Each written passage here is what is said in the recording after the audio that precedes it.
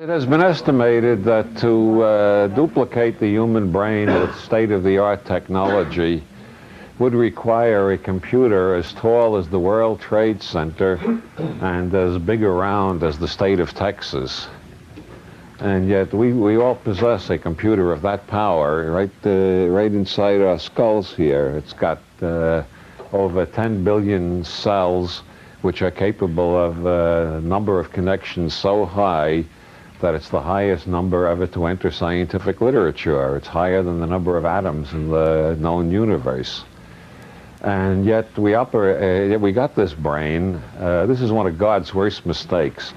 I'm writing a book on God's 17 worst mistakes. And one of the worst mistakes was giving us this incredible brain and neglecting to give us an operating manual. Now, if you ever got a hard disk with, say, 17 megabytes of software on it and no manual, you find yourself going crazy trying to figure out how to use all this great computational power and always doing the wrong thing. And that has been the history of humanity to date. We've got this fantastic biocomputer, and we don't have an operating manual. And so we get imprinted with basic timidity or aggression on the biosurvival circuit, and we robotically follow that pattern all our lives. People who are timid in grade school are timid in high school, and they're still timid in their 50s or 60s. People who are aggressive remain aggressive all their lives and a royal pain in the ass to everybody else, no matter how old they get. People who are confident of their space and territory remain confident. People who are not confident of their space and territory are neurotically submissive or neurotically rebellious and fighting everybody whether they have to or not. And people tend to remain stuck in the reality tunnel of their local tribe, as I was pointing out. And the first orgasm is a moment of high imprint vulnerability, to say the least of it. Masters and Johnson, in their book, Human Sexual Dysfunction, they quote a case of a guy who came to them who had his first sexual experience, if you can call it that, or his first sexual disaster, was in the back seat of a car.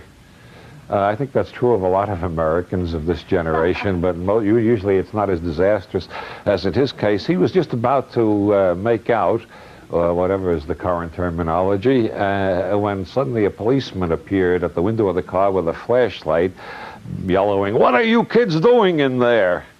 Now remember, we got 6,000 years of training by the Sun Kings and their enforcers about we got to obey the authorities and we can't have any fun because all forms of fun are sinful.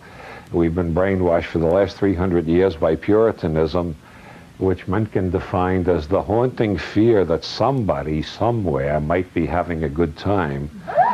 And we've all been conditioned about cops. You know, I figured out recently that in the average week you can see between 20 and 40 shows about cops on television. Maybe it's more than 40. I was just making a rough estimate, but between 20 and 40 in the average week.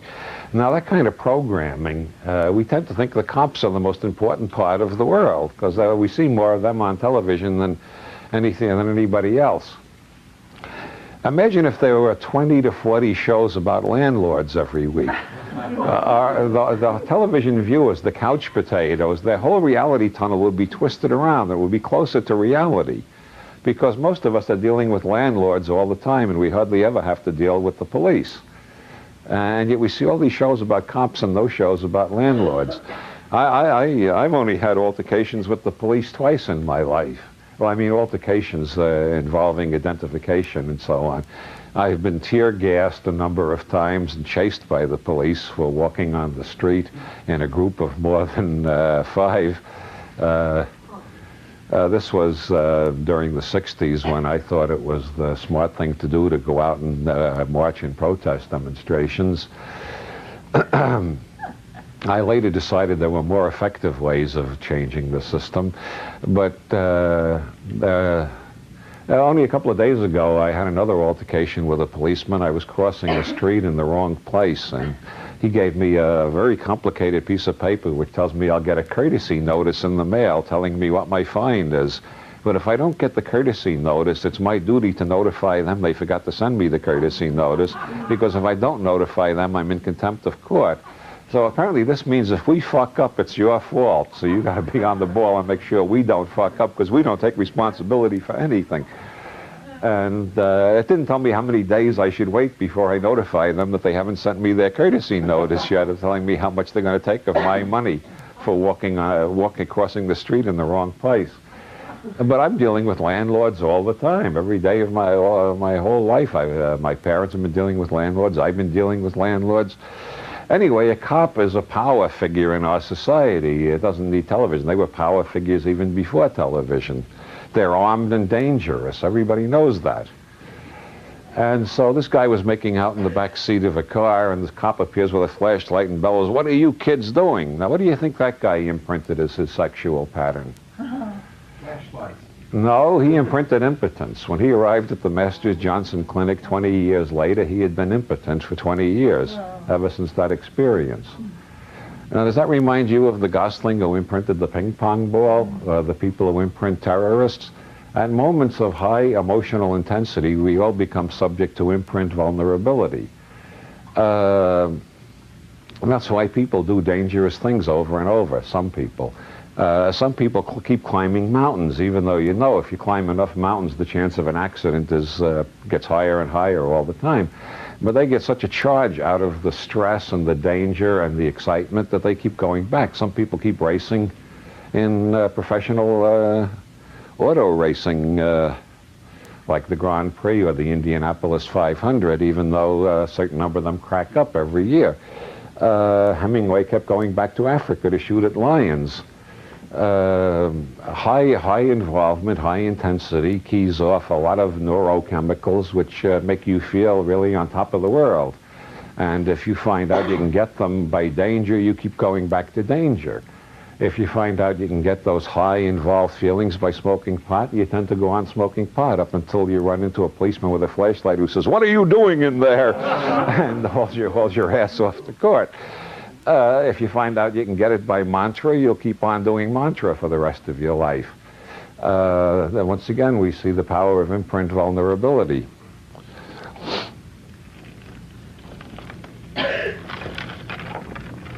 High involvement, relaxed alertness, the state in which you have no anxiety. Hemingway describes it very well in his short story, A Soldier's Home, where Krebs finds he can't adjust to civilian life. And everybody thinks, well, he saw such horrors in the war that he's just emotionally damaged. But the real problem with Krebs is that he finds civilian life so damn boring. Because in war, there were those moments where, as Krebs thinks, you didn't have time to think, and you did the right thing, and you knew it was the right thing, and you came out alive, and that proved it was the right thing. And until you find moments like that, life does seem flat and dull.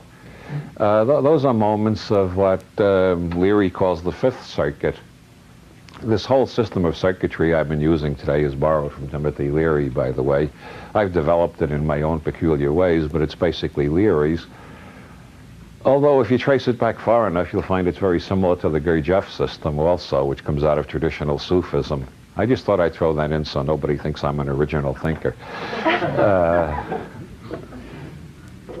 On the Fifth Circuit, the neurosomatic circuit,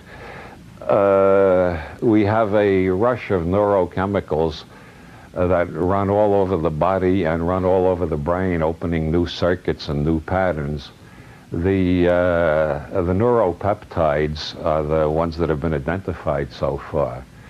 Neuropeptides act like hormones when they're in the body, and they act like neurotransmitters when they're in the brain.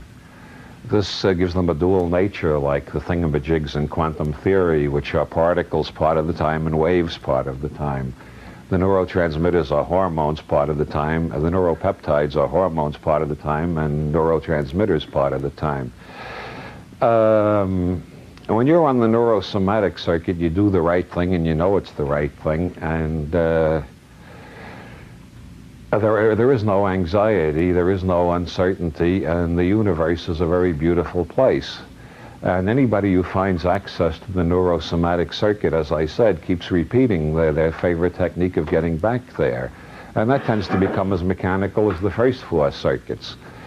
Unless there's some dawning of the sixth circuit, which is the metaprogramming circuit, the tendency is that some people mechanically imprint one neurosomatic technique, those who found one. Most people remain on the fourth circuit level most of their lives, which is why it is such a hard problem to tell your friends from the apes. As I said, most of these circuits are duplicated in the other mammals. Those who do find access to the fifth circuit tend to mechanically repeat the technique that gets them there, whether it's smoking pot or doing mantra or going to Africa to shoot at great big pussy cats, like Mr. Hemingway. Others become more philosophical. The Fifth Circuit is a very philosophical place because you're very laid back when you're on the Fifth Circuit, and you start thinking philosophically. I wonder how many ways there are to get here, because if your favorite technique is pot, you find out that you can't smoke pot in the office. The boss will come around and throw a fit if he catches you. Nowadays, they're doing urine tests to make sure you're not smoking pot in the office or before you come to the office. I lived in Europe for 6 years. It was quite a shock to come back here and find the government is prying into the bladders of the citizens, and they've still got the Statue of Liberty standing in New York Harbor with the torch up there and all. The land of the free, the home of the brave, and hand in your urine so we can find out what you're doing in your own private time. George Bush voluntarily submitted to a urine test to set a good example in totalitarianism when he was vice president. Then he refused the lie detector test in the Iran-Contra investigation, which I think indicates that George doesn't want us to know whether he's telling the truth or lying, but he wants us to know he's not stoned while he's doing it. The most interesting thing about urine tests is they register alcohol, marijuana, and cocaine among the three of the most popular drugs in the country, but they don't register LSD. Now, I don't know how long this idiocy is going to go on. The Holy Inquisition went on for 800 years. Nazi Germany only lasted 13 years. I don't know how long this idiocy is going on, but I started to think, supposing urine testing really survives, what will be the evolutionary effect of this? Well, they'll weed out the people who like booze and the potheads and the coke freaks. And who will move up in the hierarchy? The people who use a drug which doesn't get registered on urine, that's LSD. So if this goes on in 20 years, the corporate hierarchy of America will be infested with acid heads, while all the potheads and coke freaks are out on the street begging along with the other homeless. Well, that's just a guess. But they're not going to find a urine test that detects LSD because that stuff is so small and so subtle that it's not likely to be discovered by any of those methods. Did you have a question? What about psilocybin? Psilocybin also doesn't register on those tests. With the psychedelic people, I'm sorry, the potheads seem to be going to be pushed off to the... Unless the country suddenly returns to the Bill of Rights and we suddenly have the right to the privacy of our own bladder again. Yes? Can a person move beyond the Fifth Circuit into the Sixth Circuit or Seventh with the use of marijuana? Pot gives you occasional vistas of the Sixth and Seventh Circuits. Can you get to the Sixth and Seventh Circuits in a permanent way with marijuana? I'm not sure. The trouble is, this is the most interesting age of neuroscience ever. There have been more important discoveries in the neurological sciences, the sciences related to neurology, neurobiology, neurochemistry, and so on in the last 20 years than in all previous history. But it's all coming so fast that everybody's generalizations have to be a little bit tentative. Like, I can try to judge my own mental state, although that's a hazardous thing to try to do, since there's so much self-deception in all of us.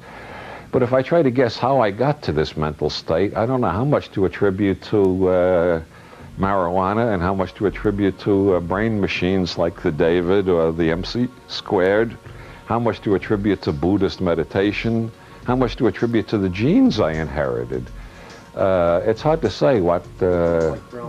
What, tantric sex and marijuana, and this would serve as an elevation to permanently, or am I wrong? Yeah, Crowley seems to have been an adept of Tantra to the extreme extent. If one believes his writings, which I tend to, he seems to have found it very easy to get up to the 8th circuit just using grass and sex. That's such an old Hindu secret. The Bengali Hindus have been practicing ritual sex with marijuana for about 3,000 years at least as a path of access to the higher circuits of the brain. If you start investigating, you find there are all sorts of techniques that will get you to the 5th circuit or higher.